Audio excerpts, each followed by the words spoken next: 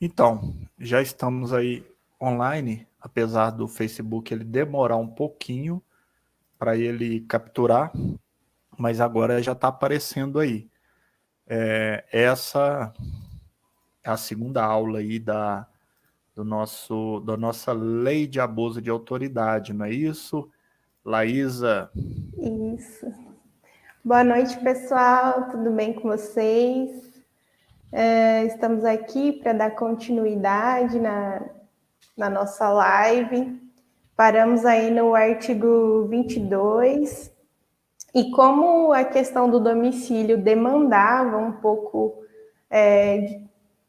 de um tempo maior para nós abordarmos algumas vertentes relacionadas ao domicílio, nós optamos por dividir a live, até para não ficar cansativo e vocês conseguirem aproveitar o máximo dela. Fiquei muito feliz com o convite, com o feedback de vocês, agradecendo, né, pelo trabalho que nós desenvolvemos no domingo. E hoje nós vamos continuar falar um pouco para vocês sobre mim, né? Eu sou advogada aqui em Primavera do Leste, no Mato Grosso.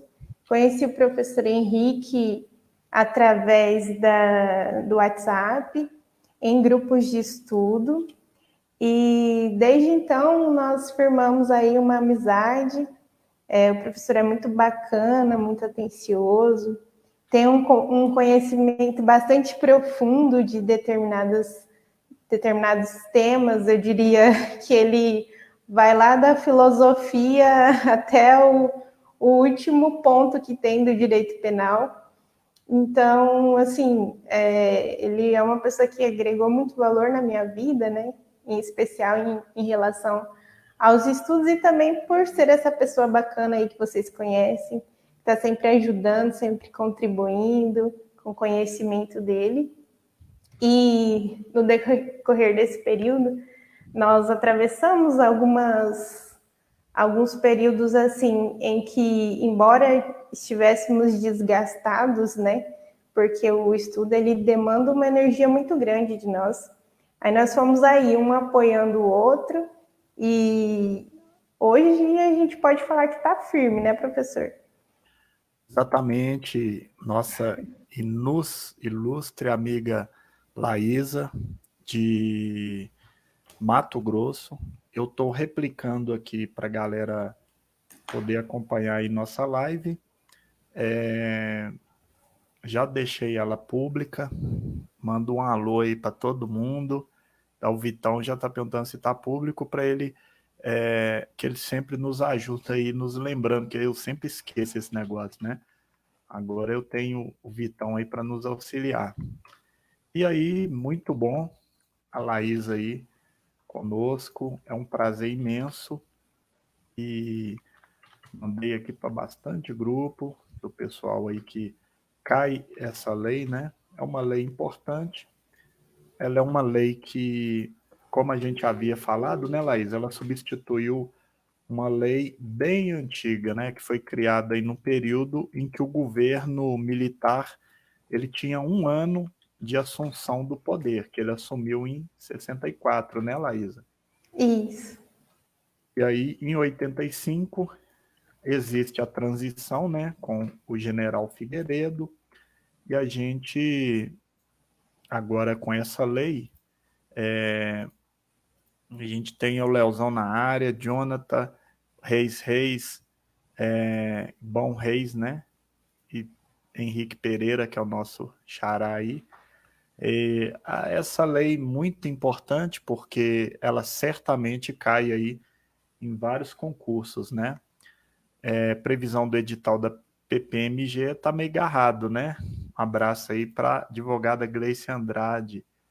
Maravilha, grande Vitão, Renato também conosco aí.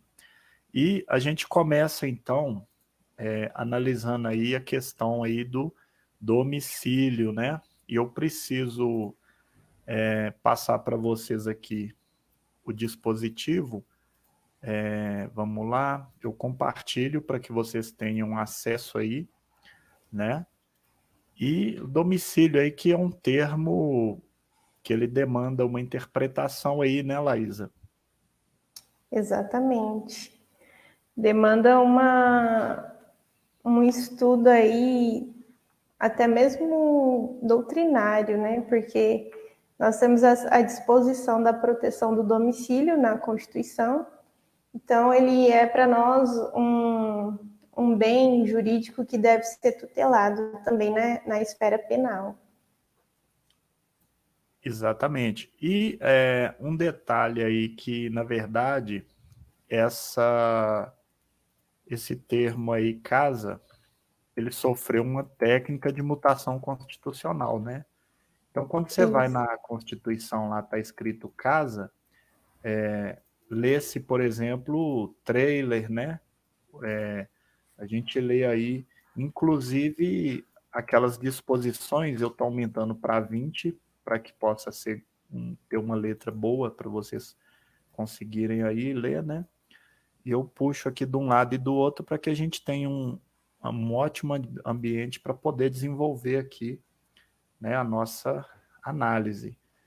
E agora eu vou conferir para ver se os colegas estão tendo o devido acesso.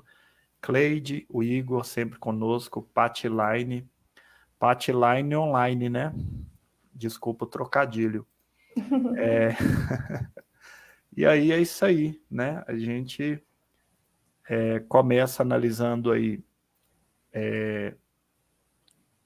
aqui o domicílio, né? Ó, artigo 22. Invadir ou adentrar clandestina ou astuciosamente. Os verbos, né? A pessoa que invade ou adentra de forma clandestina ou astuciosa, ou a revelia à vontade do ocupante, o imóvel alheio ou as dependências desse imóvel, né? Que podem ser áreas, por exemplo, ou nele permanecer a pessoa que entrou aqui, né? Nas mesmas condições, sem determinação judicial ou fora das condições estabelecidas em lei. A Constituição, ela permite que a gente viole o domicílio em quais situações, Laísa? Em caso de flagrante de delito, em caso de desastre ou com autorização judicial. Aí, Boa. como você citou, o conceito de casa, né, ele, com essa mutação, ele acabou sendo ampliado. Então, por exemplo, um escritório que serve como casa entraria dentro desse conceito, um barracão, e até mesmo um local fechado dentro de um comércio maior, por exemplo, um supermercado. Então, se tem no supermercado um ambiente fechado que não é aberto ao público, então ele também estaria protegido diante desse contexto, né? Ele poderia, a autoridade que violasse esse local poderia incorrer nesse dispositivo. Exatamente. E o detalhe aqui interessante é que a gente pode fazer aqui uma análise aqui desses dispositivos aqui, ó, esses elementos que compõem o tipo penal. Eu vou fazer aqui uma linha só, isso. Ó, invadir é entrar à força, né? Seja física ou moral, física ou moral. Adentrar é entrar sem permissão. Clandestina é entrar de maneira ilegal, porque clandestino dá aí a ideia de algo que não está em conformidade com a lei, em conformidade com o ordenamento jurídico. Astuciosamente a pessoa entrar escondido, né? E aí, Isso. ou a revelia da vontade do ocupante, né? Quer dizer, o ocupante ele não admite que a pessoa adentre, o ocupante ele não se encontrava lá no local e a pessoa adentra, sem que haja essa determinação judicial, porque pode ser que haja determinação judicial estabelecendo ali a busca e apreensão, né? E as condições estabelecidas em lei, nós temos várias condições. Uma delas que eu acho bastante curiosa é o caso de quem, no período de dengue, né, Vitão, a pessoa ela sofre aí muito, né, com a dengue. Então, o que o Estado fez? Ele autorizou, por meio de lei federal, a pessoa poder adentrar aí as casas às quais não se sujeitam à medida de verificação por parte desse agente aí. Quer dizer, eu estou citando um caso em que a lei ela admite esse adentramento aí, tá? Então a gente tem aí um caso de um tipo que é chamado de misto alternativo, né, Laísa? Isso. Por que um tipo misto alternativo? Porque qualquer prática dentro desses verbos vai incorrer na violação desse dispositivo. Então, se invadir, adentrar clandestinamente, né? Ou se não houver a vontade do morador, vai estar configurado o delito. Por quê? Não precisa invadir e adentrar, é um ou outro. Por isso é um tipo misto alternativo. Boa. E o detalhe é que aqui nós temos uma pena de detenção de 1 a 4 anos, né? Ou seja, nós temos aqui o benefício da suspensão condicional do processo, né? Vou colocar de negrito para que o pessoal possa... O Vitor está perguntando se a Polícia Federal com ordem judicial pode entrar num escritório às 3h30 da manhã. Com a Olha, ainda judicial, que tenha, né, a ordem judicial, vai ter que ser respeitado o horário exatamente. para o cumprimento desse mandato. Exatamente. Agora, o interessante é que no escritório de advogado, por exemplo, o objetivo de adentrar no período noturno, ainda que seja considerado um domicílio, e com o objetivo de estabelecer ali a escuta, o STF ele tem entendido que é plenamente possível, né? Isso com o objetivo de esconder os aparelhos os quais a polícia ela pretende ouvir as falas que forem veiculadas naquele ambiente ali. Então nós temos aí um caso em que o próprio STF ele estabelece essa possibilidade. Nesse parágrafo... Uma exceção, né, professor? Exatamente. E casos excepcionais, eles são analisados de forma restritiva, né? Como já dizia uma máxima, uma topoi, né?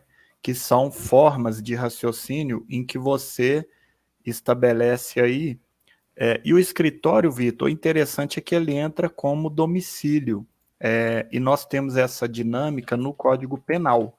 Eu vou trazer para você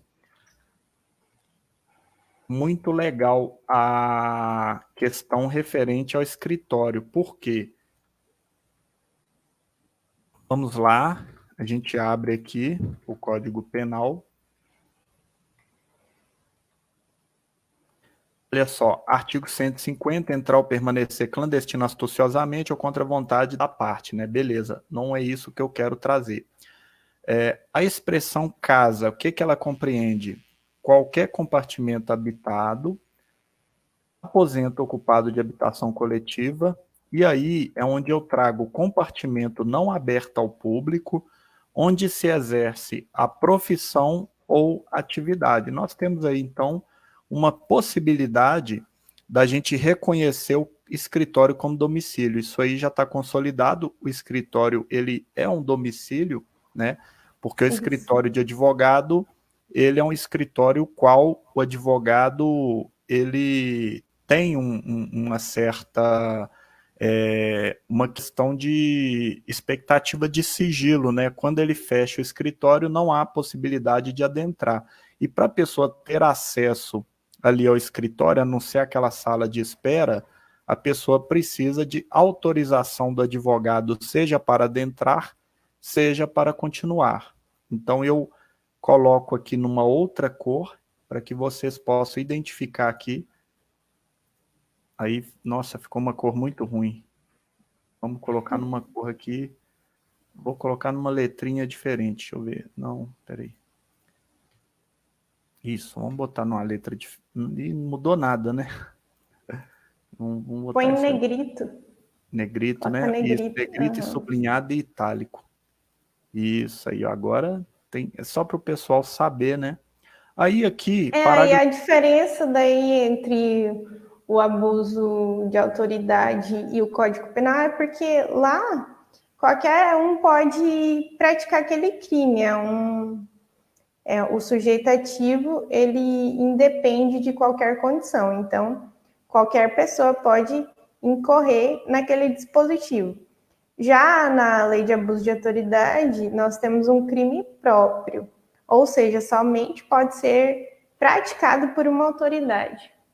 Boa. Então, a diferença aí a Laísa traz para que a gente possa identificar, Rita na área aí, é a Boa questão noite, de que Rita. se trata de um crime próprio. O CAPT, né, incorre na mesma pena, na forma prevista no CAPT desse artigo, quem coage alguém mediante violência ou grave ameaça. Eu preciso trazer para vocês aqui o seguinte, ó, violência, grave ameaça. A violência é chamada de vis absoluta.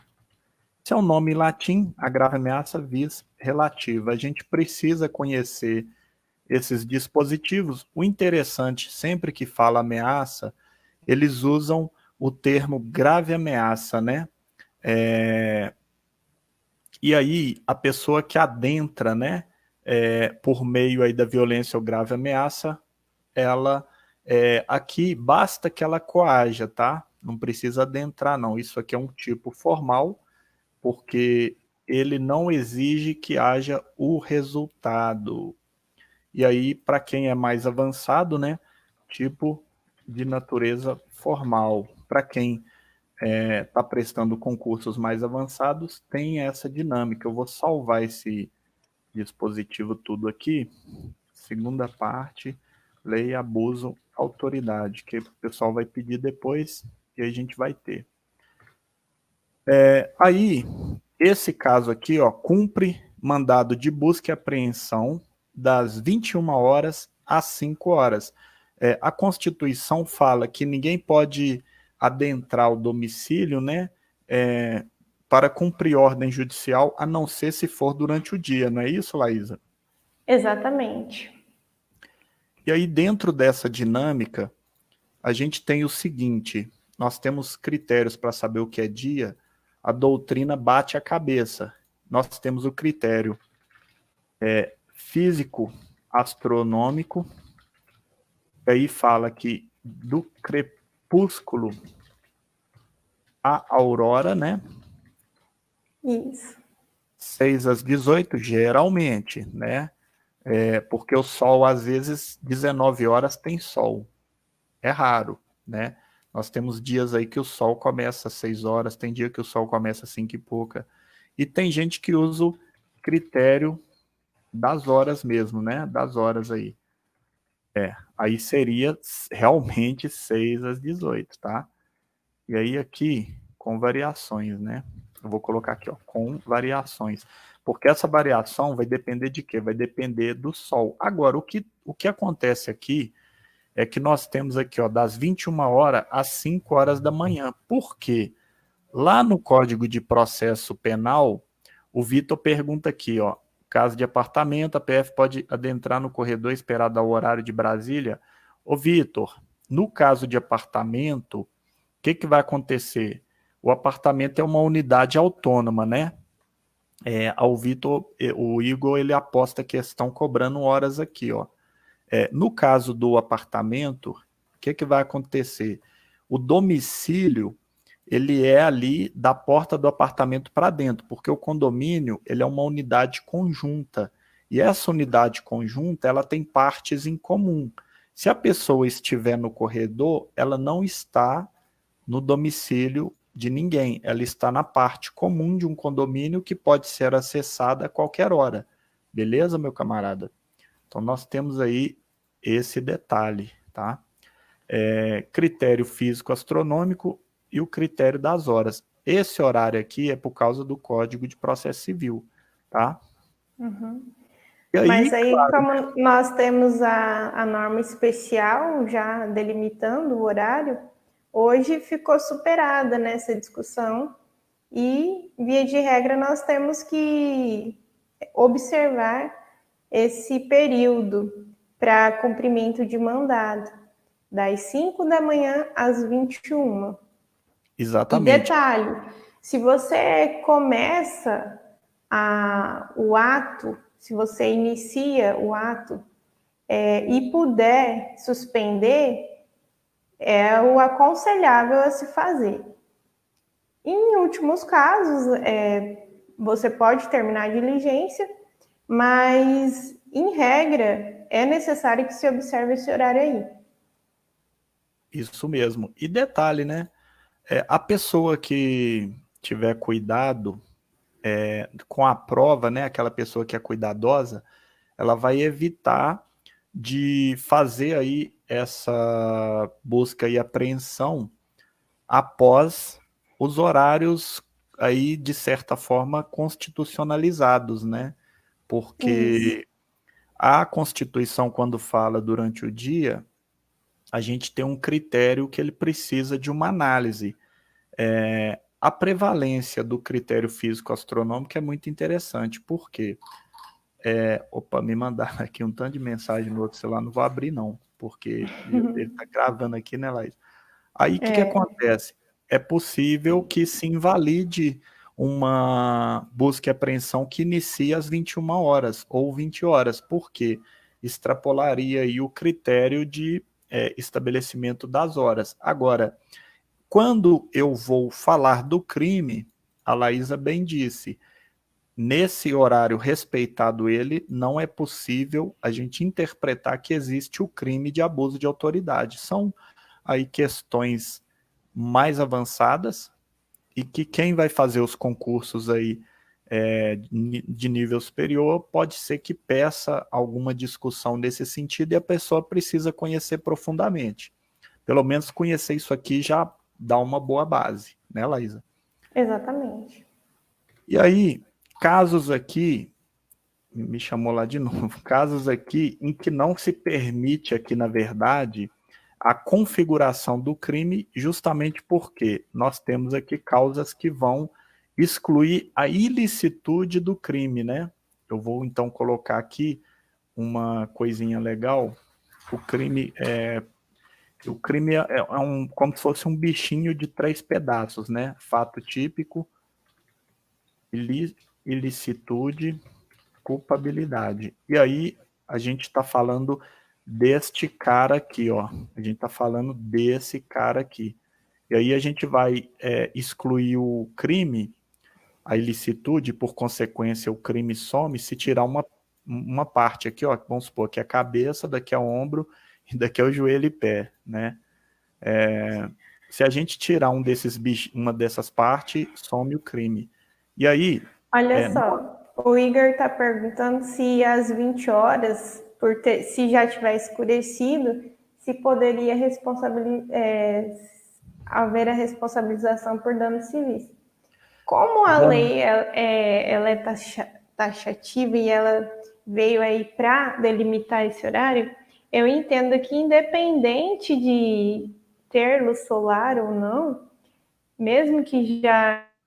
Porque na maioria dos estados, às 21 horas já vai estar escuro.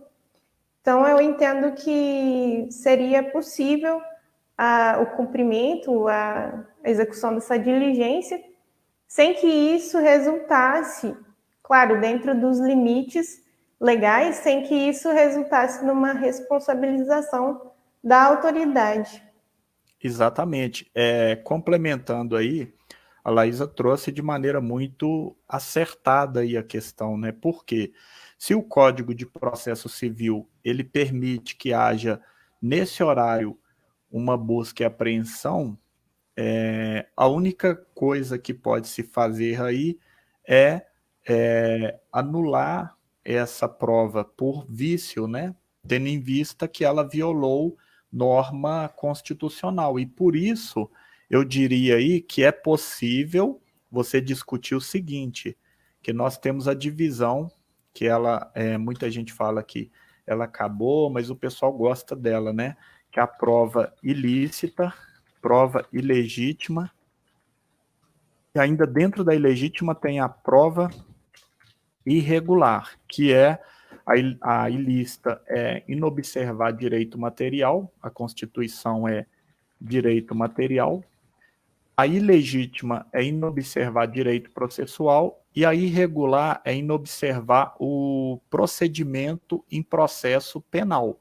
Você inobservar ali o prazo de 3 dias do júri, a ilegítima é você inobservar ali os procedimentos para a busca e apreensão, como, por exemplo, taxatividade, né? Está ali descrito de forma adequada qual objeto a se perquirir, e tudo isso a gente tem, então, como possibilidade a arguição da inconstitucionalidade aí do ato, ele viola a Constituição, mas não é o que tem prevalecido pelos tribunais, tá? Eu já adianto aí que o dispositivo que fala dessa possibilidade aí de diligências às 21 horas, até às 21 horas, ainda segue constitucional. O Vitor manda aqui, caso de operação Polícia Federal, vai ser em vários estados, né? Alguns estados têm fuso 2 horas, né? Tem esse detalhe aí, Vitão, mas aí a gente precisa observar aí os limites de horário com base aí nas teorias em que a gente trabalha aí essas limitações, beleza? Maravilha. Eu imagino que nessa situação há um trabalho em conjunto, porque a Polícia Federal ela está alocada em todos os estados. Então, dentro dessa cooperação interna e nessa divisão de tarefas, é possível que se respeite essa limitação de horário, observando o horário local.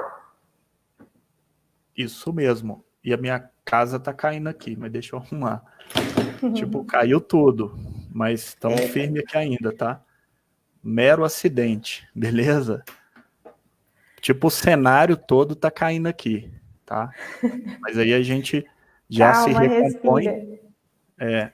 Porra, E tô aí, como respirando. o professor estava falando sobre as excludentes aí da ilicitude, nós teremos que não vai acontecer o crime se houver um ingresso no domicílio para prestar um socorro, quando houver também indícios que indiquem a necessidade em razão de uma situação de flagrante de delito ou desastre.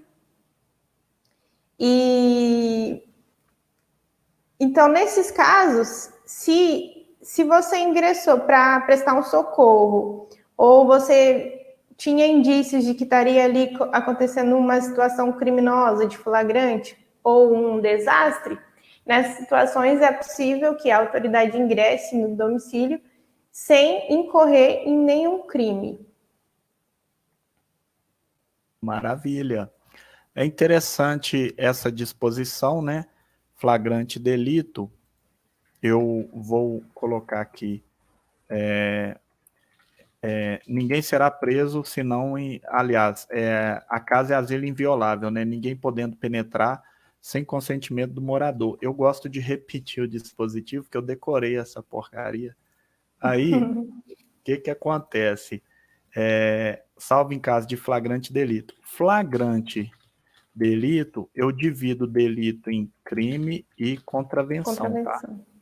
Então, se o cara estiver praticando uma contravenção de anunciar, por exemplo, remédio para aborto, aí a gente tem a possibilidade de fazer aí a invasão do domicílio para conter essa ilicitude aí, né? Agora a Exatamente. gente vai aí para o próximo dispositivo legal, inovar artificiosamente no curso de diligência, investigação ou de processo. Eu já faço aqui, né, Laísa, a separação, né? Diligência, Isso. investigação, Processo. processo. Eu mudo o estado de lugar, o estado de coisa, o estado de pessoa, estado de... Eu preciso mesclar para que a gente faça aqui uma coisa legalzinha. O estado de A, lugar, B, coisa, C, pessoa, né? Com o fim de eximir de responsabilidade ou de responsabilizar criminalmente alguém, ou você piorar a responsabilidade de alguém, né, Laísa? Exatamente.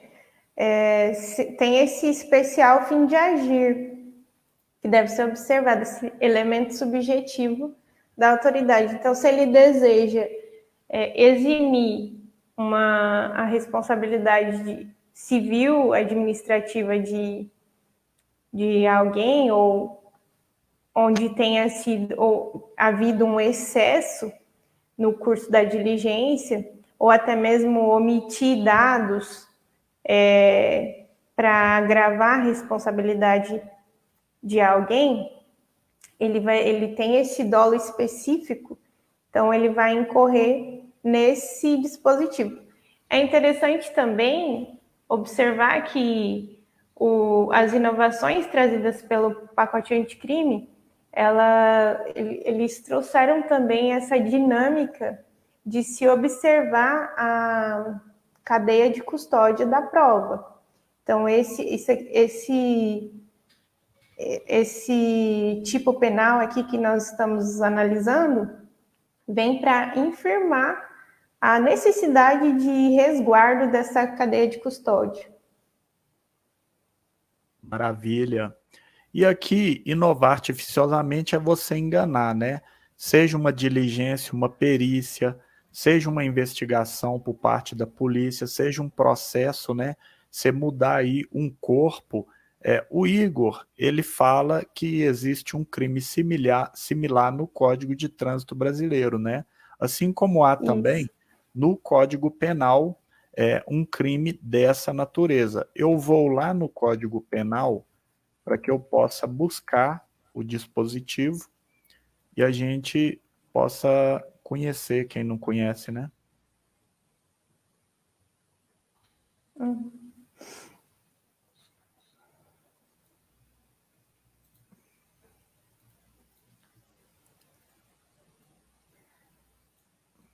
No Código Penal, nós temos que qualquer pessoa pode cometer esse crime.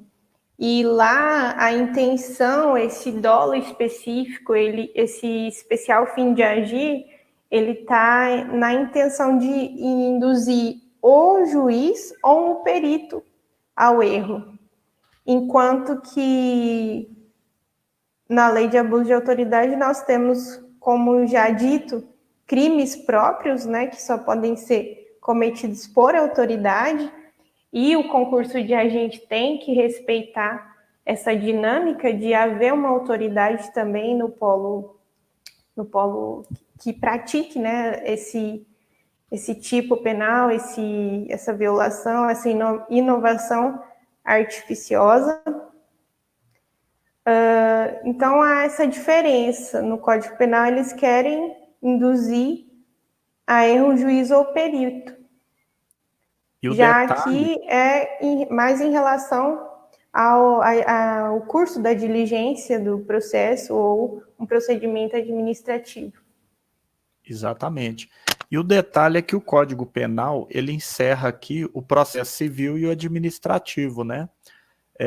E nós temos aqui também o Código de Trânsito Brasileiro. Deixa eu tirar aqui que bagunçou aqui, ó. Eu vou arredar essa pena para cima. Isso aqui acontece muito, tá, gente? É muito comum, tá? O cara bate, né? Tem certas batidas, igual, por exemplo, teve um caso, o Arlen tá na área aí, teve um caso que...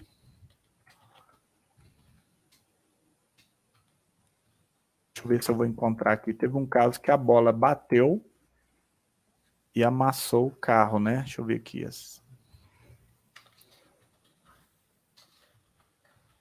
A pessoa tenta modificar ali justamente para que ela não seja responsável aí, seja criminalmente, seja ter que ressarcir, né, esse dano.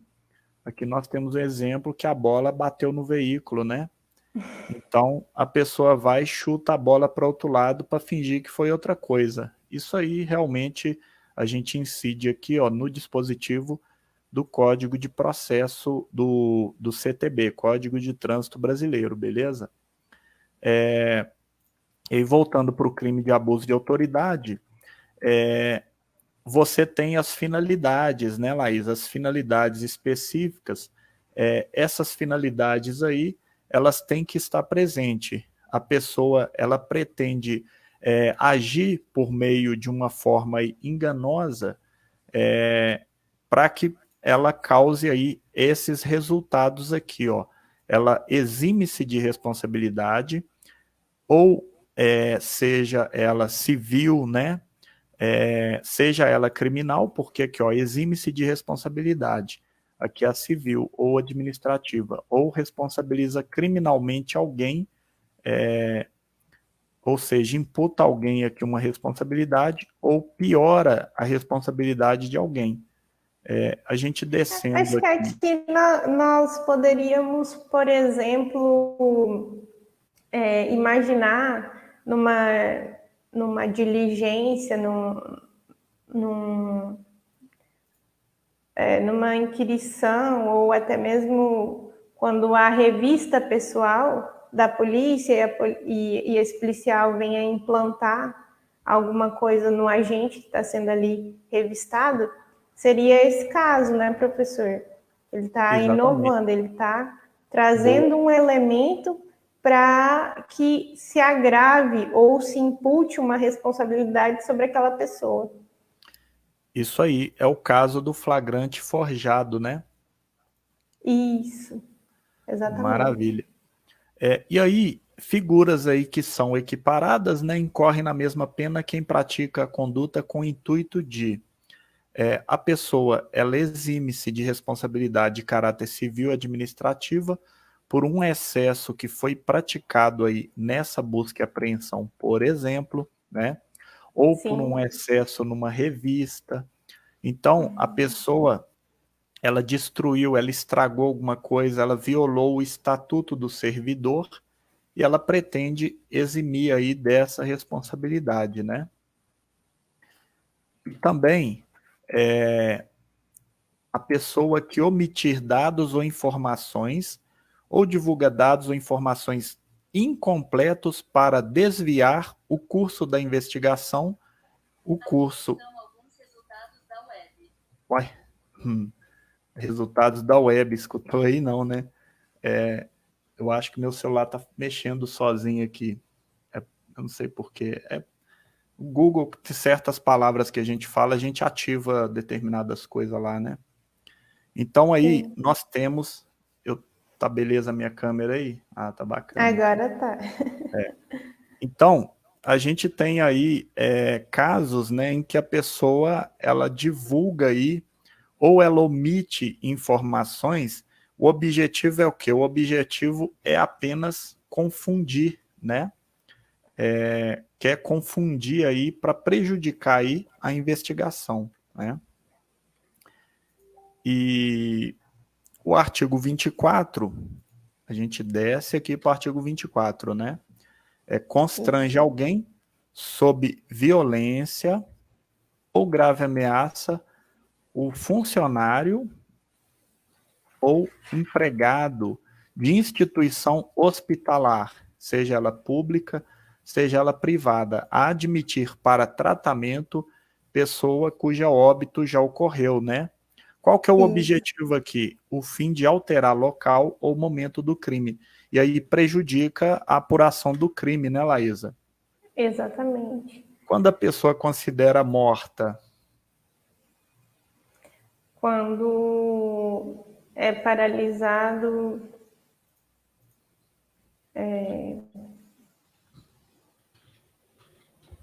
é medicina legal, você sempre me coloca em saias justas. a Laísa, nossa amiguinha aí, tá fera aí na medicina legal e é bem como ela disse mesmo. É essa questão aí referente ao tronco encefálico, tá? E a gente Isso, precisa lembrar, né, Laísa, que antigamente existia a chamada morte cerebral, né? isso. E hoje não mais. E hoje existe a morte, pessoa que para de respirar, Laísa. Se a pessoa só parou de respirar, ela morreu, considera morta? Hoje não, Não, é a máquina, né? isso. É A- bem o caso que nós estamos sofrendo, né, atualmente, com o coronavírus, que geralmente ataca aí os pulmões, a pessoa tem uma dificuldade em respirar, mas aí com os instrumentos mecânicos é possível que se mantenha a vida dessa pessoa. Exatamente. E um detalhe, Laísa, nessa questão aqui, é porque é o seguinte, os policiais, é igual no Tropa de Elite, eles querem mudar o local da morte do defunto, mas aqui no caso, eles querem fingir que a pessoa chegou lá viva Bem, ainda, né? isso. Só que É, aí, é possível que aconteça, né, ainda a questão da tortura com resultado de morte. Então, nesse exa- caso, a autoridade ela vai tentar de todas as formas impedir essa imputação a ela. Uma das isso, maneiras é justamente fazendo com que se altere a, os vestígios, né, do crime, levando, pedindo um auxílio, um atendimento médico, como se ela não tivesse causado determinadas, determinados resultados aí danosos. isso mesmo. E um detalhe aí é que essa paralisação do tronco encefálico faz com que a pessoa perca as atividades automáticas, que é respiração, é mexer as partes de baixo, né, os músculos, toda a estrutura, a pessoa para de respirar, então o tronco encefálico, ele é o que de fato a gente considera como morte, porque o cérebro, quando para, ele ainda volta depois, né, segundo a escala de Glasgow, você observa que o Isso. cérebro volta.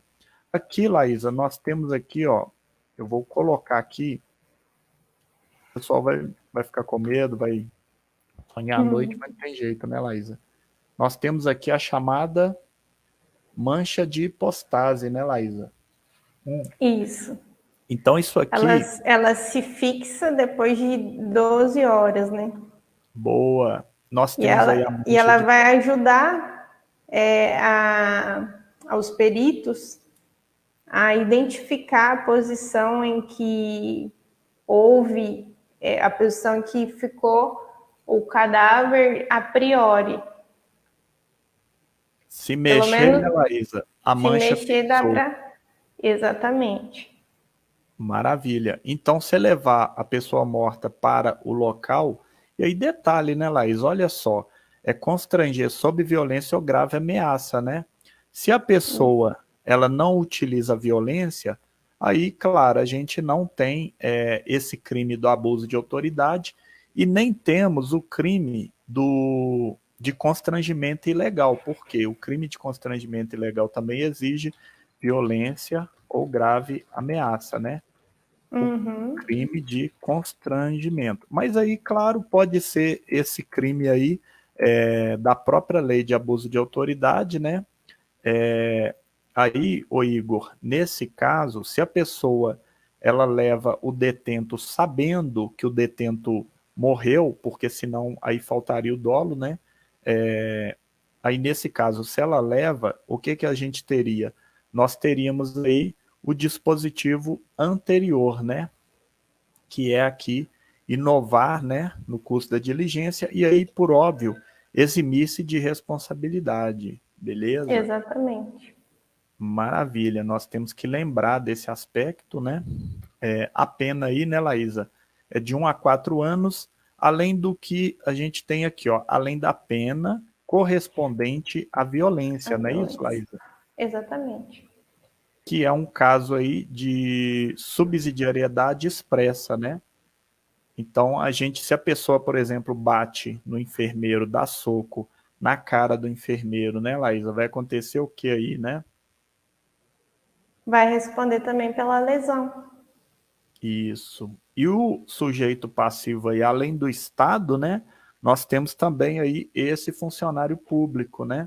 Que ou o funcionário do hospital, o empregado, né? É um crime aí chamado de bipróprio, né?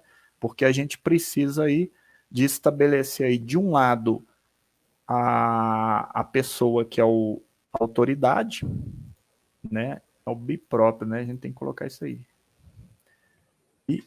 Bipróprio, né? Bipróprio.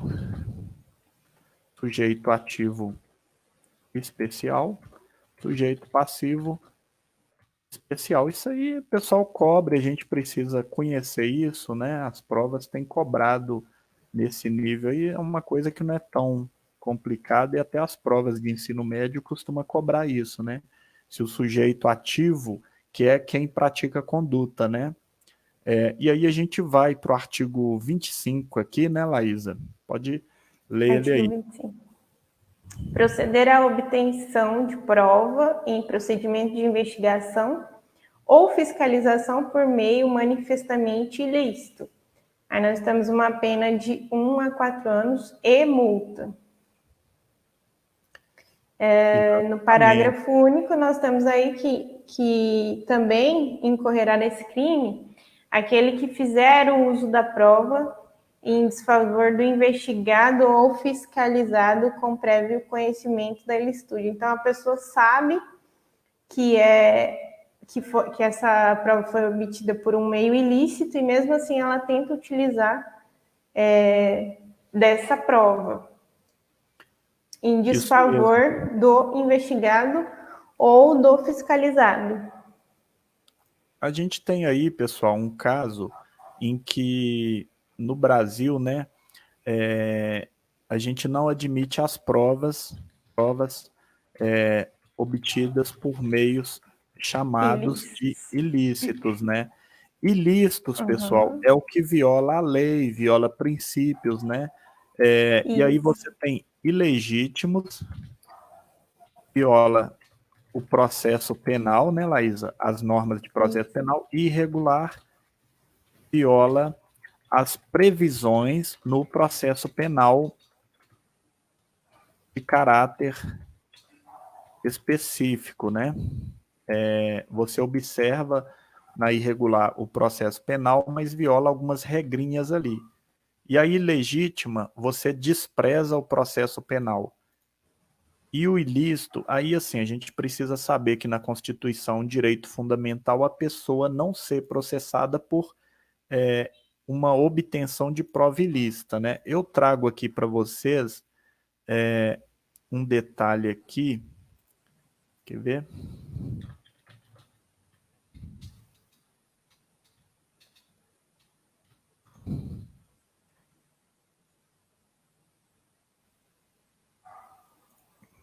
Uma pessoa que foi torturada aqui, ó. Uma mulher foi torturada Isso. aqui pelo, não sei se é parente. Confissão mediante tortura seria um dos exemplos de prova ilícita, né?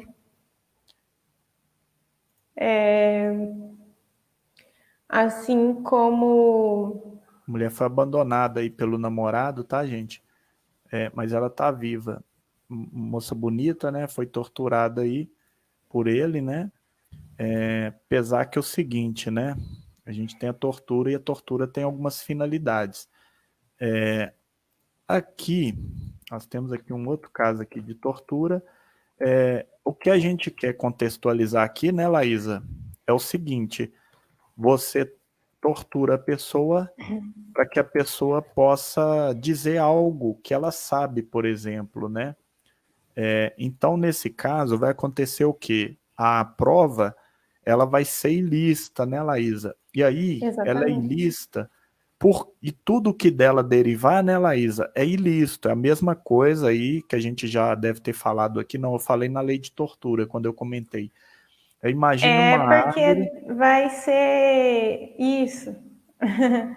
Porque aí Manda aí, Laísa. vamos incorrer lá na teoria dos frutos da árvore envenenada. Então, se a árvore está envenenada, tudo que frutificar dela vai igualmente ser envenenado. Então, se uma prova é considerada ilícita, a confissão foi considerada ilícita, ela foi realizada sob uma tortura, por exemplo. Então, tudo que ali foi dito não vai ser possível considerar para fins processuais penais. Aí nós temos algumas exceções que eu vou deixar o professor terminar o raciocínio e a gente comenta um pouquinho sobre as provas que podem ser utilizadas ainda que decorram de uma ilicitude. É isso aí, Laísa. Então, nós temos a prova que ela deriva de um fato que é ilícito. Aí é o exemplo aqui, ó, o cara colhendo frutos de uma árvore envenenada, né? Todo fruto que essa árvore der, ele também vai ser podre. E por isso é nulo, segundo a nossa Constituição, né? Aqui, ó, olha aqui que está escrito em inglês. O meu inglês não é dos melhores, mas no, you cannot eat that. Você não pode comer isso. This tree is poisonous. Ou seja, essa árvore está envenenada. O juiz diz isso para o policial, que se o policial comer desse fruto, certamente haverá consequências, porque a árvore está envenenada. E aí, como a Laísa bem disse, nós temos aí exceções, né, Laísa? A teoria dos Isso. frutos da árvore envenenada. Nós teremos aí, excepcionalmente, a utilização dessas provas obtidas por meio ilícito quando elas forem pró-réu, então aquilo ajudar o réu de alguma maneira a provar sua inocência, ou nós temos mais algumas teorias que vão explicar a possibilidade desse uso da prova ilícita, que seria a teoria da fonte independente, a teoria da fonte inevitável,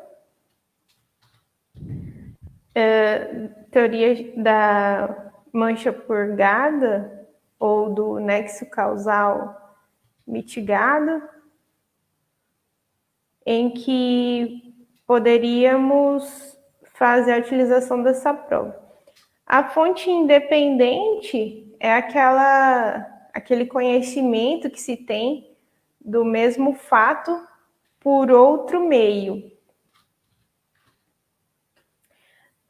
Da fonte inevitável seria aquele caso em que seria aquele exemplo, professor, de que a polícia está fazendo uma investigação e de qualquer maneira ela ia encontrar a prova, ou o vestígio, ou o indício que foi descoberto Boa. anteriormente? Isso mesmo. Havia naquela localidade as pessoas da cidade pequenininha indo em todas as casas daquele rancho, daqueles ranchos daquela localidade. Então, de uma forma ou de outra, a polícia chegaria a essa ilicitude. E no primeiro caso, como bem disse a Laísa, imagina que a polícia torturou alguém para descobrir uma informação, mas outros policiais em outro crime haviam colhidos tanto fatos referentes ao crime quanto o outro crime. Então, eles já tinham essa informação. O exemplo da Laís aqui é o exemplo correto. No caso da descoberta inevitável, a inevitability discovery, meu inglês não é dos melhores, mas aí pessoas que, opa, apaguei a mancha purgada, pessoas que estão em busca, uma cidadezinha, né? Cidadezinha, Isso. casas nas Se eu não me roças. engano, haviam 200 pessoas à procura de uma outra pessoa que havia sumido. Então, eles iriam encontrar de todo modo. Aí, Isso nesse aí. caso, foi possível, é possível, né, a utilização, porque iria ser encontrado. Então, a polícia conseguiu saber a localização do corpo de maneira ilícita, mas as buscas estavam acontecendo e, de todo modo, a descoberta era inevitável. Já a tinta purgada, o nexo causal atenuado, seria também numa analogia aí de tortura, em que a pessoa ela confessa o crime, né? Mas depois alguém vai lá e denuncia também, presta declarações de maneira lícita, descrevendo o crime que a pessoa torturada havia cometido. Então, por exemplo, ou um coautor, um partícipe, que vai lá e confessa depois também para poder ter o benefício da confissão. Boa, muito bom. São casos aí em que a gente afasta essa teoria, né? Que a teoria da the fruit of the poisonous árvore, né? Os frutos da envenenada árvore, porque em inglês, primeiro o adjetivo, depois o substantivo. Maravilha. Continuemos. O parágrafo único incorre na mesma pena quem faz uso da prova em desfavor do investigado ou fiscalizado com prévio conhecimento da ilicitude. Aqui fala, Laís, investigado ou fiscalizado, né? E aí, a gente tem aí um caso em que o conhecimento da ilicitude ele precisa ser prévio, né? Por quê? Isso. Se for concomitante ou após ao emprego da prova, nós não temos crime, né?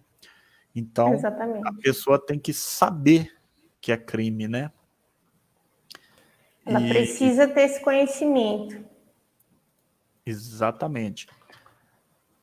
Requisitar instauração ou instaurar procedimento de investigação penal ou administrativa em desfavor de alguém ou a falta de qualquer indício da prática de crime, ilícito funcional ou infração administrativa. Ilícito funcional aqui, olha só, a pessoa requisita, né?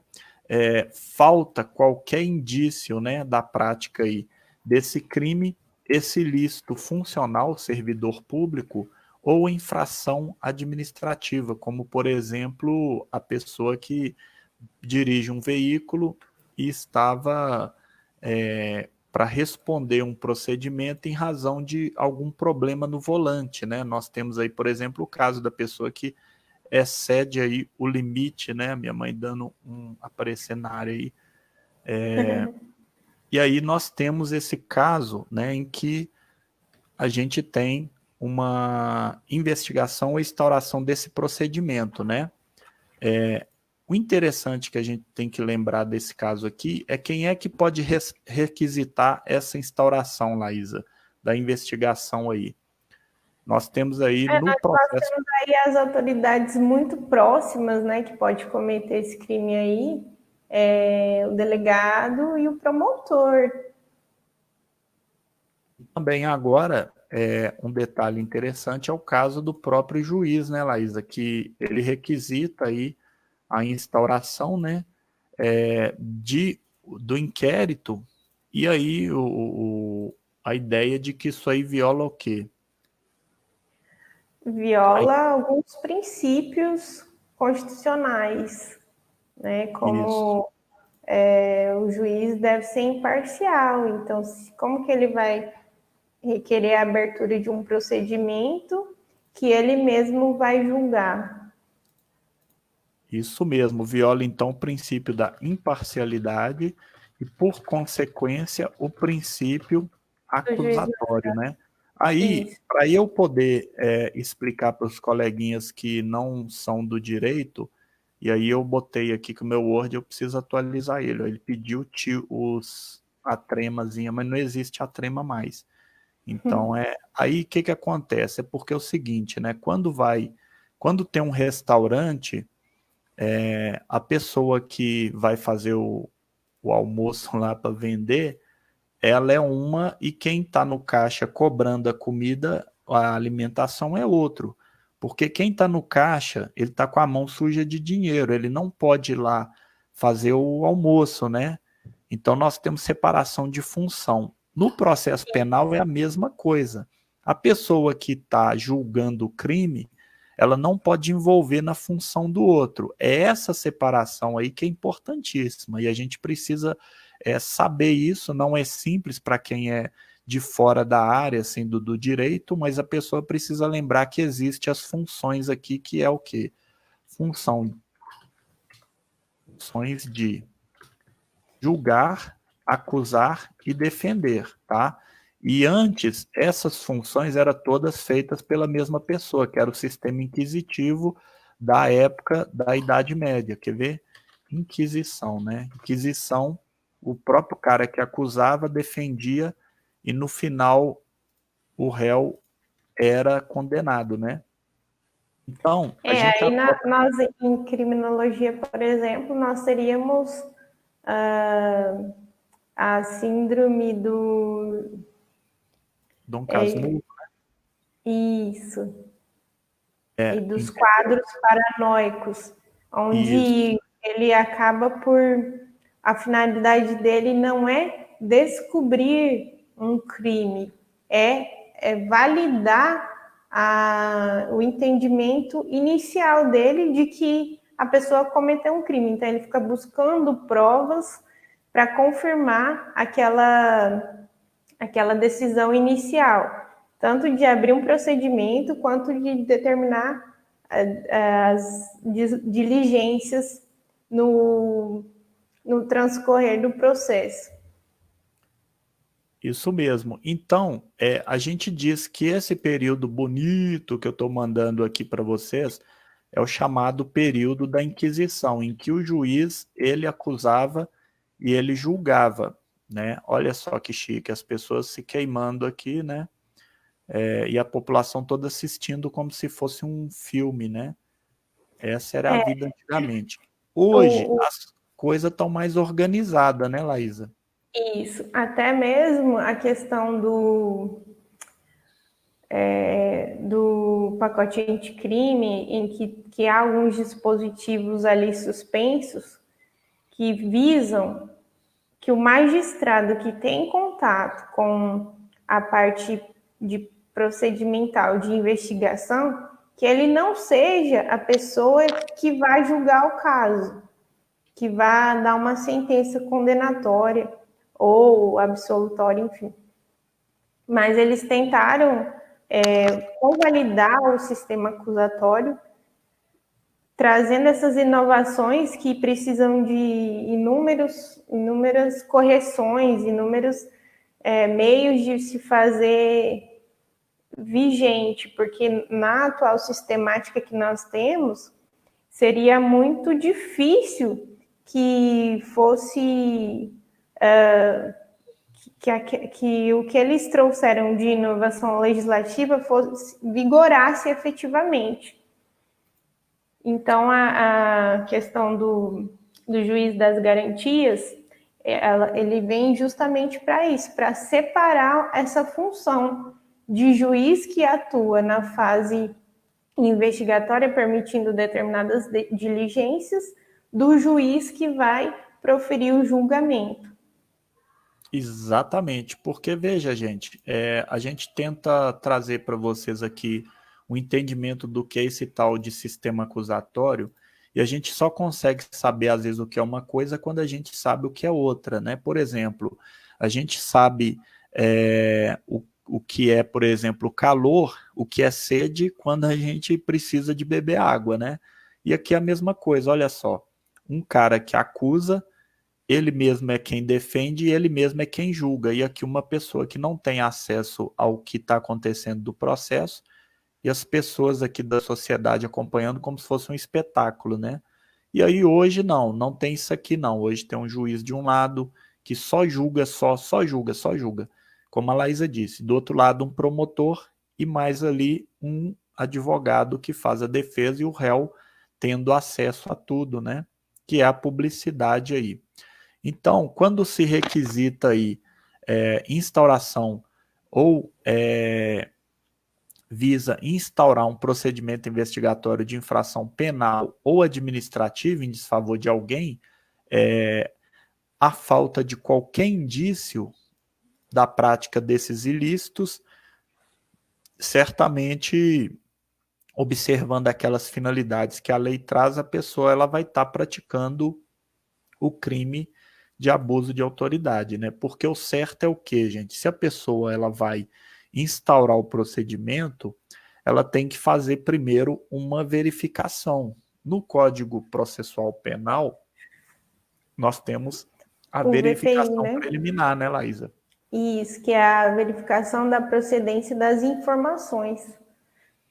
Exatamente. Então, se nós temos aí essa ausência de indícios, né, nada que liga a pessoa àquele ato ilícito, nós teríamos aí um tipo penal, observando aí, claro, as finalidades de prejudicar, de satisfazer interesse próprio, que não seja um interesse coletivo, né, e coisas da Isso. natureza. O parágrafo único: não há crime quando tratar-se de sindicância ou investigação preliminar devidamente justificada, né, Laísa?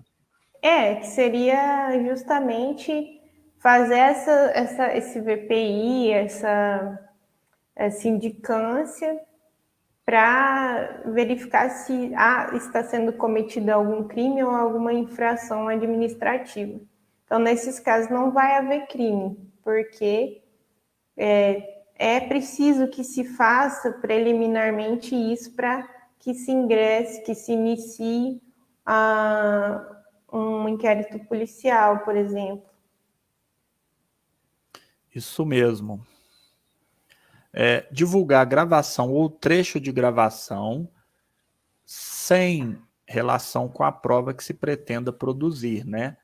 Expondo a Uhum. intimidade, a vida privada ou ferindo a honra ou a imagem do investigado ou acusado. Aqui, a pessoa tem uma gravação que ela é lícita, ela foi feita nos meios legais, senão a gente tem o crime lá da lei de interceptação telefônica, e aqui a pessoa ela tira um trecho que não tem relação com a prova que se pretenda produzir. É o exemplo aí que eu posso colocar, que eu acho que está até no YouTube, né? Deixa eu ver aqui. Zezé Perrella e o Aécio, né? Uma parte até engraçada, né? Que o Zezé Perrella, ele vai e fala assim que ele não faz nada de errado, ele só vende droga, né? Ele fala brincando isso. Eu vou tentar fazer aqui uma... Deixa eu ver aqui. Share screen, AS Perrella, vamos lá. Eu acho que eu tenho que... Deixa eu tirar... Peraí, como é que eu faço? Remove. Opa, ixi, bagunçou tudo. Não, peraí. Ah, tá. Adiciono. Não, peraí. Isso, vamos lá, vamos tentar de novo, ó. Aqui, o compartilhar áudio, ah, tá. Esse negócio é difícil. Compartilhar áudio. Isso, agora vai dar certinho. A galera tá aí, né? Vamos lá.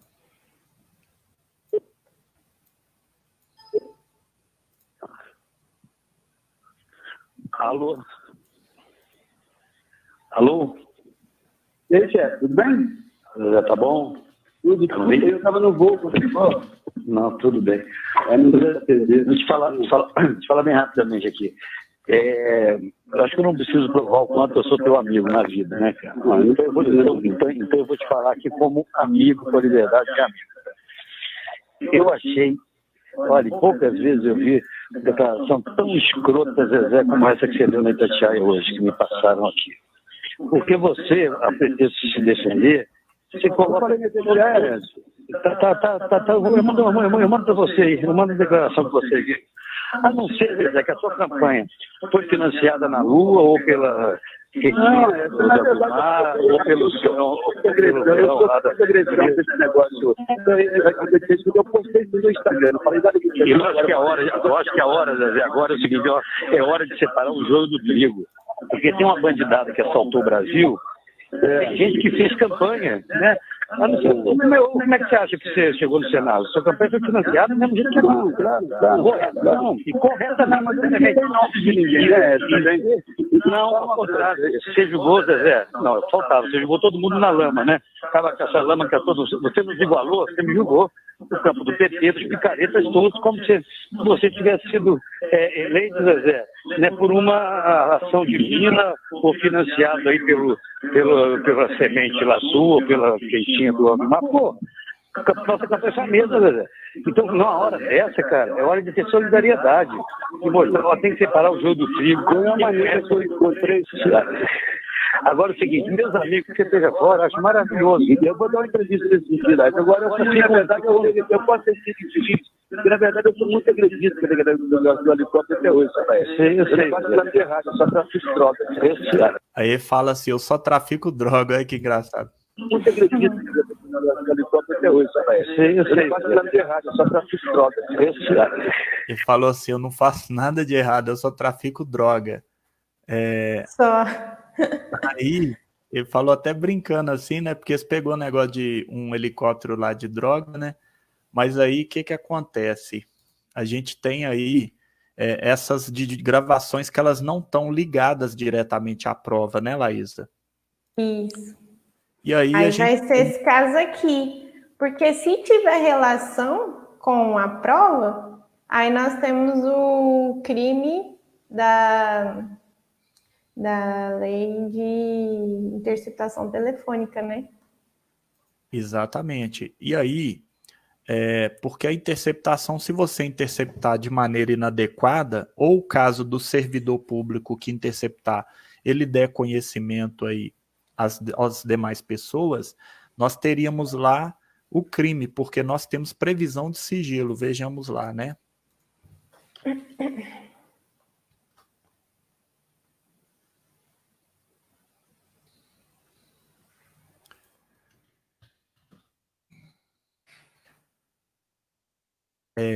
Realizar a captação ambiental. Vamos pegar aqui os dois dispositivos. Ó, aqui no primeiro, realizar a interceptação ou quebrar aí o segredo de justiça sem autorização ou com objetivos não autorizados em lei. Peraí. Eu tenho que tirar esse trem do Google, que quando eu falo as coisas, ele me dá de definições aqui. E também, no 10A, nós temos a interceptação aqui de captação ambiental, né? Mas no artigo 10 CAPT, se a pessoa quebrar o sigilo aqui, o segredo de justiça sem autorização ou com objetivos não autorizados, a pena é pequenininha aqui, 2 a 4 anos, né? Então nós temos aqui uma impossibilidade de suspensão condicional aqui do processo, né, Laísa? Mas aí caberia o acordo de não persecução penal, né? Isso aí, acordo de não persecução penal. Artigo 29, prestar informação falsa sobre procedimento aqui, eu preciso colocar aqui, ó, judicial, policial, fiscal, né, Laísa? Fisco, né, é o caso aí das pessoas que devem tributos, e administrativo, né, servidor público, né? Aí, Isso. com a finalidade específica aqui, né, Laísa? Prejudicar interesse de investigado, né? Se a gente observar, esse tipo ele veio para restringir ainda mais o parágrafo 1º do artigo 1º. Então, nós só incorreremos nessas situações aqui, porque caso contrário, aí cai na regra geral. Então, ele veio para limitar, restringir o alcance do artigo 1º, parágrafo 1º da lei. Boa. Artigo 30, dar início ou proceder à persecução penal, civil ou administrativa. Civil aqui, por exemplo, eu coloco a improbidade, né? A improbidade administrativa, né? Improbidade. Sem justa causa, né, Laísa? Fundamentada, que é o elemento aqui normativo do tipo.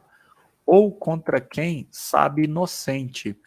Então, nós temos um tipo penal que ele difere aqui da denunciação caluniosa, né, Laísa? Porque a denunciação caluniosa, a pessoa ela instaura um procedimento, né? Então, ela visa aí instaurar um procedimento de quem a pessoa ela sabe que é inocente, né? E nesse caso aqui, a pessoa ela dá início ou procede à persecução penal, civil, administrativa, e aqui sem a justa causa fundamentada, né, Laísa? Ou contra quem sabe inocente, e aqui quem dá o procedimento, o início aqui, deflagra, é A a Poli está autoridade. pedindo para você compartilhar a tela para ela acompanhar a leitura. Saiu, né? Porque eu fui pôr o filmezinho lá, aí sumiu, né? O pessoal está atento, professor, está atento, está acompanhando, legal. Bacana demais. Verdade. Então, nós temos aí esse detalhe, né? A pessoa que, sem justa causa, né? Ela dá início aí a essa persecução penal, né? E aí, desse caso, a gente precisa estabelecer lá aqueles casos, né, Laísa, específicos lá de dolo, em que você tem elementos subjetivos, né? Isso. Aí a gente dá continuidade aí o artigo 31, estender de forma injustificada a investigação, procrastinando-a, ou seja, demorando, né? Demorando em prejuízo do investigado, se for investigação, ou fiscalizado, se for, por exemplo, uma empresa em que há uma fiscalização do poder de polícia, né, Laísa? Exatamente. É uma questão que abarca também a razoável duração do processo que tem que ser observado.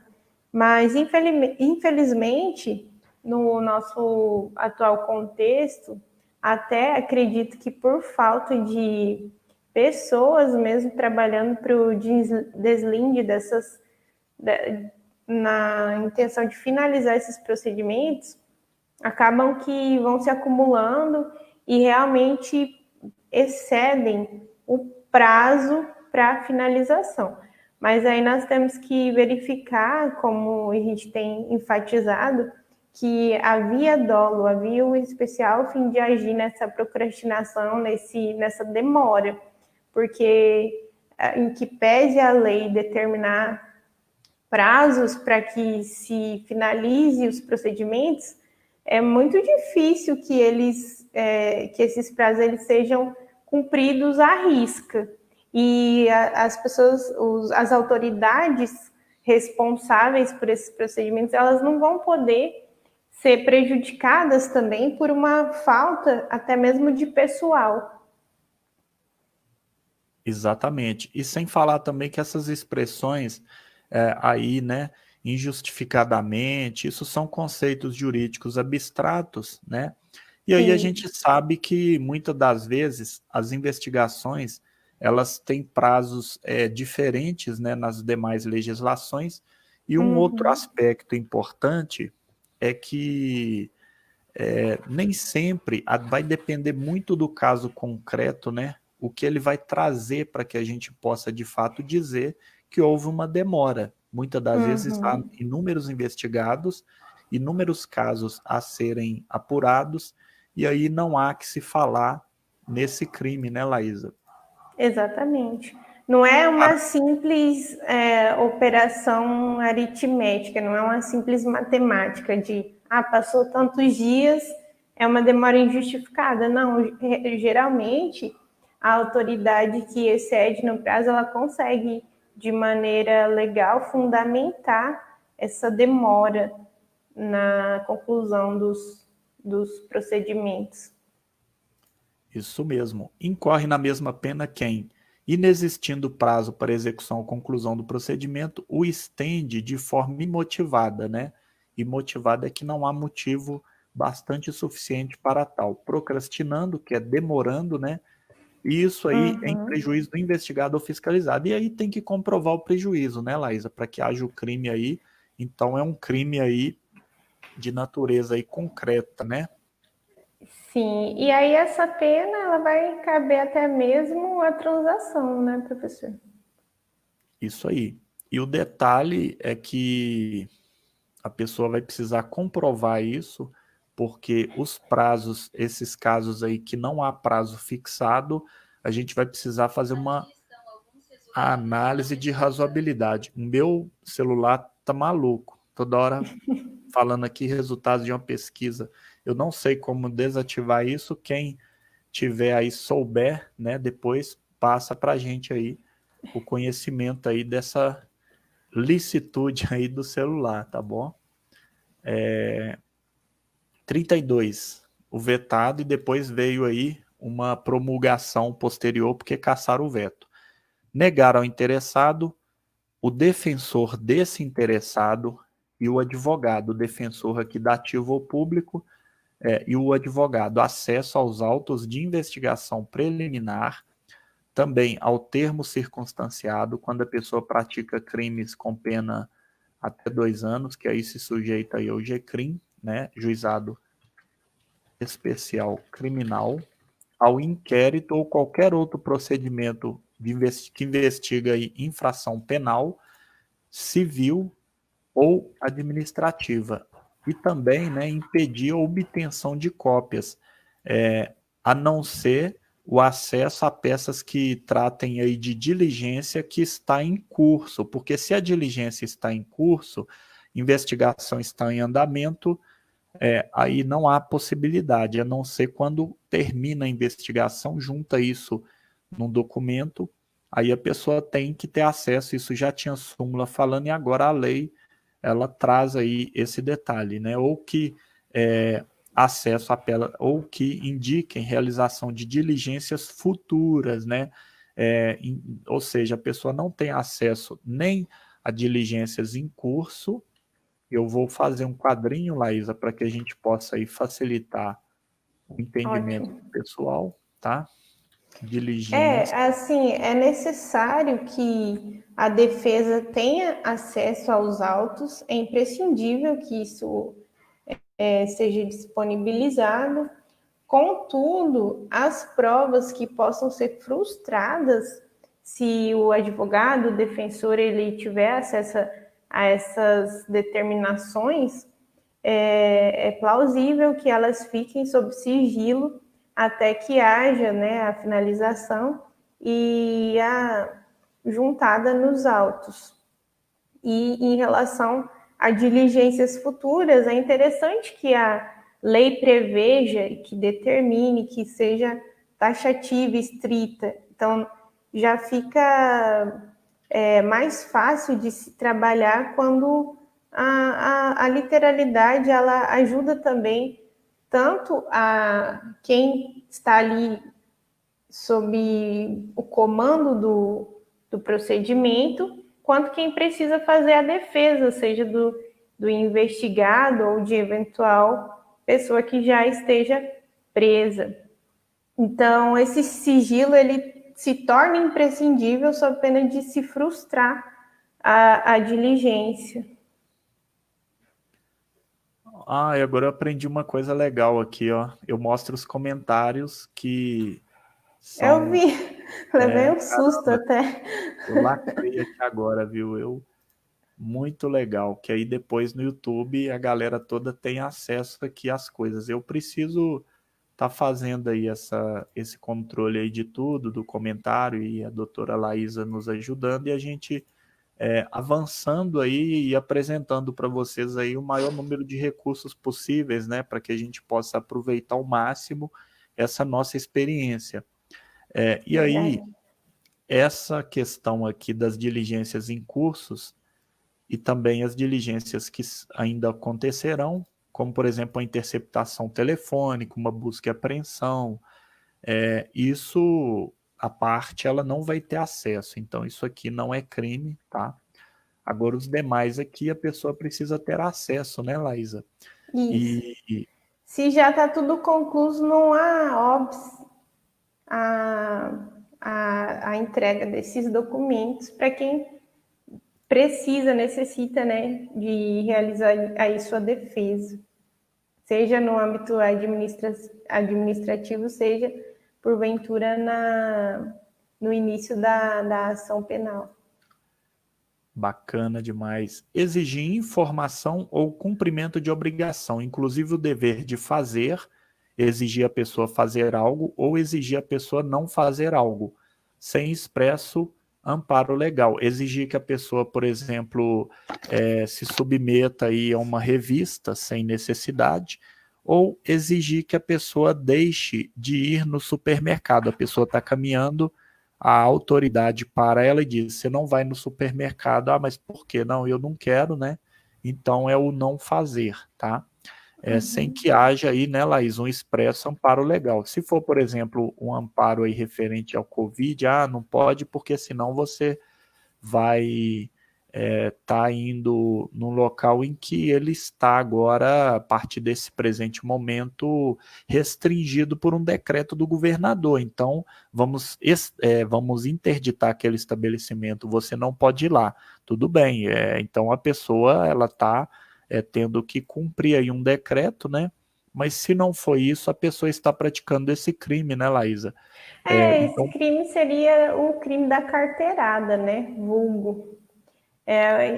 Quando você, por exemplo, chega numa festa, você na qualidade de delegado, e aí você exige a entrada sem o pagamento do ingresso no interior do local.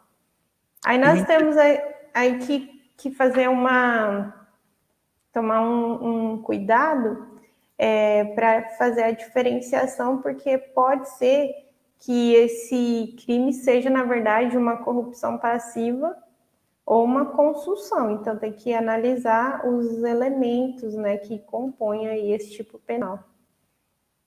Exatamente. Por exemplo, se ele fala que vai instaurar, né? Se você fala que vai instaurar um inquérito policial em desfavor da pessoa. Uhum. E se a pessoa, por exemplo, ela utiliza-se aí da violência ou grave ameaça, a gente teria aí outro crime, nós teríamos aí o constrangimento ilegal, a depender do caso, teríamos a tortura, se exigir uma prova, se exigir da pessoa, por exemplo, que ela pratique um crime, nós teríamos a tortura. Exatamente. E aí, no parágrafo único, incorre na mesma pena quem se utiliza aqui do cargo, que é o estatutário, né, Laísa? Uhum. Estatuto. Ou função pública, né? Que aí a função pública é mais amplo. Eu tentei puxar um vermelho aqui, o verde.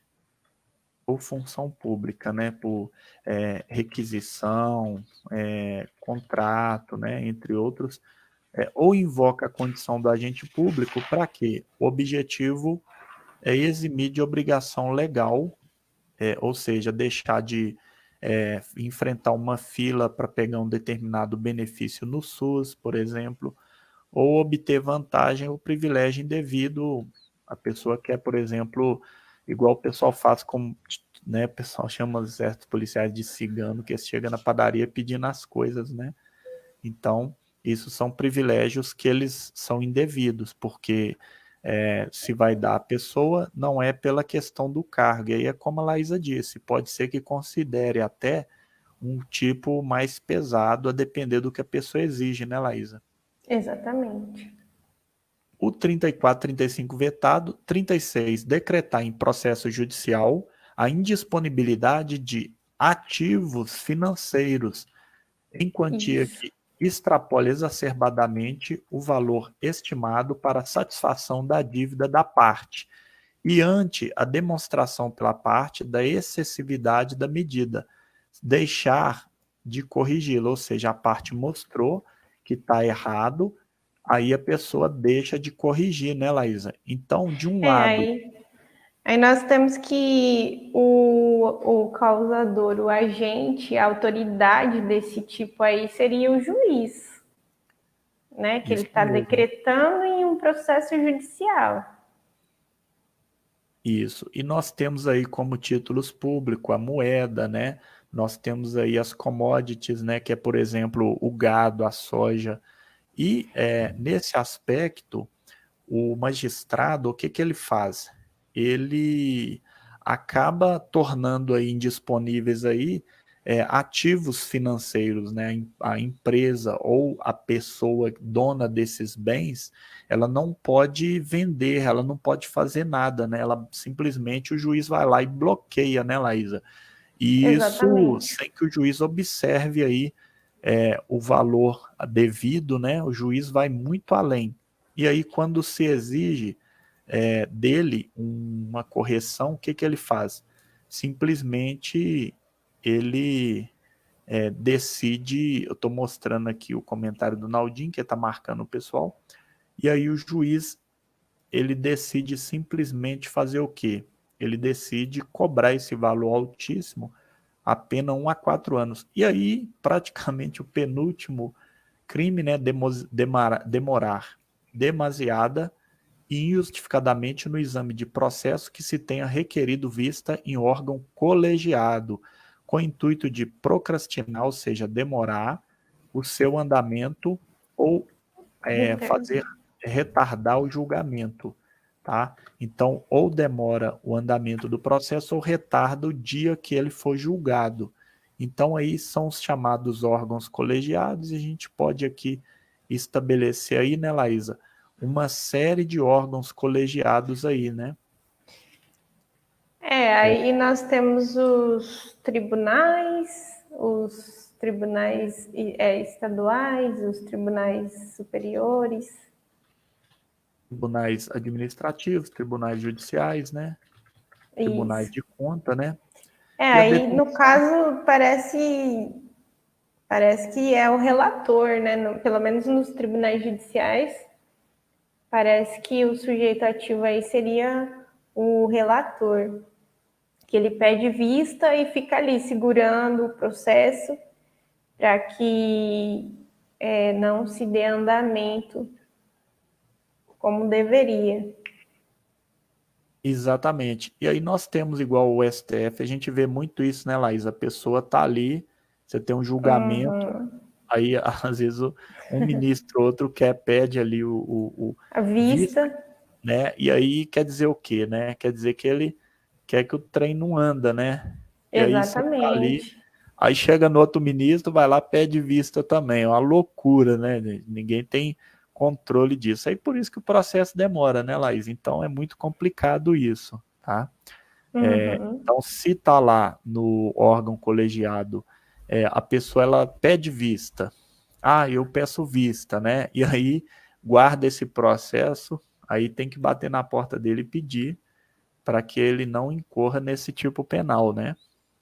Exatamente. Artigo 38. Antecipar o responsável pelas investigações por meio de comunicação, inclusive rede social, atribuição de culpa antes de concluídas as apurações e formalizada a acusação, né, Laísa?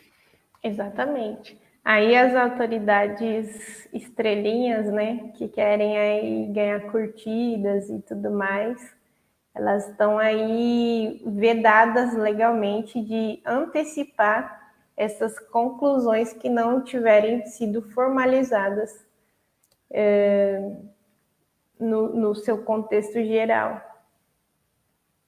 Isso mesmo. Então, a pessoa está investigando e ela acaba apontando aí, né, o responsável aí pelo tipo penal, sendo que, na verdade, isto aí acaba atribuindo culpa à pessoa, né, e aí chama-se aí de antecipação dessa culpa, né, isso acaba prejudicando um pouco a persecução penal também, porque a sociedade ela tem o direito à informação, e por outro, o que se busca é vedar também os excessos, como trouxe a Laísa aí, e a detenção de 6 meses é 2 anos, né, Laísa? Agora a gente parte aqui para o procedimento, né, Laísa?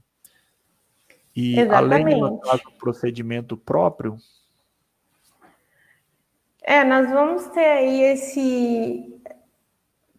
artigo a 39, né, que ele simplesmente manda a gente descer no Código de Processo Penal e na Lei 9.099, né, Laís? Ou seja, o legislador exatamente. ele economizou aqui, né? Isso, porque como nós vimos, grande parte dos crimes cabem aí a transação penal que está prevista na lei dos juizados. E aí o que não couber transação, não couber ali um sursi, ainda nós temos a hipótese de acordo de não persecução. E vamos aplicar aí o processo de julgamento, as disposições do CPP e no rito sumaríssimo da Lei 9.099. E aí, dentro dessa dinâmica, a gente passando rapidamente aqui nessas disposições finais, aqui a lei de prisão temporária, né, Laísa, de 89, né, um ano após a Constituição, artigo 2. O mandado de prisão conterá necessariamente o período de duração dessa prisão temporária, né, estabelecido no caput do artigo, bem como o dia em que o preso deve ser libertado, né? Traz certinho o dia Isso. agora, né? Já vai ter que vir escrito, né? Essas disposições, ela vem para alterar algumas leis, a redação, né, de algumas leis. Tentando dar uma melhorada, né? Isso. Decorrido o prazo contido no mandado de prisão, a autoridade responsável pela custódia, ou seja, quem custodia, né, o diretor de unidade, o delegado, ela deve, independentemente de nova ordem da autoridade judicial, ou seja, independente da ordem judicial de alvará de soltura, ela tem que pôr imediatamente o preso em liberdade. Claro, não pode ter outra coisa contra ele, que aí não tem como, né, Laísa? E nem se ela for prorrogada, porque, em regra, temos aí um prazo de 5 dias e prorrogado por mais 5, e nas leis, na lei dos hediondos, por exemplo, nós temos 30 mais 30. Isso, 30 mais 30. Aí, se tiver sido comunicada a prorrogação da prisão temporária ou decretação da preventiva, não tem como soltar, né? Isso. É Inclui-se o porque dia do cumprimento. a prisão temporária ela também pode ser convertida, né, em prisão preventiva. Isso aí. Inclui-se o dia do cumprimento do mandado de prisão, aqui é uma contagem de direito penal, né, no cômputo da prisão temporária, acaba facilitando aí o réu, né? Isso. Porque se cumprir, por exemplo, 23 horas da noite, conta-se como se Já fosse um conta o dia já dia. de prisão, né, Laísa? Exatamente. Artigo 10 da Lei 9.296, que é a lei que trata da interceptação telefônica, ela cria um tipo penal, né, Laísa? Isso. Constitui crime realizar interceptação de comunicações telefônicas, de informática, aqui é do computador, e-mail ou telemática, aqui na verdade seria a internet, envolve a internet, a informática ela não envolve a internet, telefone, aqui o computador, e aqui a telemática envolve internet com com o computador. Promover a escuta ambiental, ou seja, no ambiente, ou a pessoa quebrar o segredo de justiça, né? Sem que haja autorização judicial ou com objetivos que não estejam autorizados em lei, a pena é de reclusão de 2 a 4 anos. Incorre na mesma pena a autoridade judicial que determina a execução da conduta prevista no caput do artigo com objetivo não autorizado em lei, né, Laís? Então, a pessoa, igual aconteceu no caso Escher, que é lá do MST, isso foi no Paraná, foi no tribunal, na Corte Interamericana de Direitos Humanos, um caso de uma juíza que ela interceptou o telefone de um cara sem terra sem que houvesse crime, né? Artigo 42, a Lei 8.069 do ECA passa a vigorar o seguinte, né? Efeitos da condenação previsto no inciso 1 do caput do artigo 92 do Código Penal, que é os efeitos da sentença, né, Laísa? Exatamente. Específicos da sentença para os crimes previstos na Lei de Abuso de Autoridade, praticados por servidor público com abuso de autoridade, eles são condicionados à reincidência, né? Então a pessoa perde o cargo se ela tiver aí rescindido, né? A perda do cargo, mandato ou função nesse caso, ela independe da pena aplicada aí no caso da reincidência, qualquer pena que for, né, Laís? Porque antes bastava que viesse a fundamentação pelo magistrado, ele já poderia perder o cargo. Agora não mais, agora tem que ser uma reincidência específica. Boa. A Lei 8.906 passa a vigorar aqui o artigo 7, que é o Estatuto do Advogado, né? Da OAB. Isso. Constitui crime violar direito ou prerrogativa do advogado, previsto nos incisos 2, 3, 4 e 5. É a sala do Estado Maior, é o caso do advogado não ter acesso ao preso, né, Laísa? Tem outros 2 casos aqui, né? Isso. E aí, se violar aí as prerrogativas, o escritório do advogado, prender ele sem que acione a OAB, né? Aí a detenção 3 meses a 1 ano e também podendo aplicar multa. E aí revoga, né, Laís, aqui o parágrafo 2º do artigo 150, que a gente passa a aplicar esse caso aqui, do Código Penal, e eu vou colocar aqui para que os colegas possam saber, violação de domicílio. Né? E o artigo também 350, que lá falava de abuso, né, no Código Penal, e aí a lei entra em vigor após 120 dias de publicação, né? Depois de publicada, aí tem o vacatio legis aí, né, Laísa? Teve a vacatio legis, aí teve uma alteração no artigo 13 e teve os vetos, né, que foram derrubados. Então nós temos aí algumas datas em que ela entrou em vigor. Temos 3 datas aí. Mas a regra foi essa de 120 dias. Maravilha. Então, assim, a gente consegue aí concluir, né, Laísa, com êxito, a lei de abuso de autoridade aí, durou praticamente aí umas 4 Obrigada, horas. Tassiana. Obrigada. Trabalhou agradecendo bacana. a aula. Tássia é muito né? gente boa. Muito bacana. Participou legal aí. E verdade. Aí a gente tem aí, né, eu vou botar aqui as falas da turma, né? A gente tem aí uma lei que foi toda comentada, né? E a Osana, Tassiana, na área aí. Maravilha. E é isso aí. A gente vai estar trabalhando aí mais para frente a Constituição, né, Laísa? Nós estamos pensando em trabalhar aí a Constituição. E foi muito bom, tá, Laísa?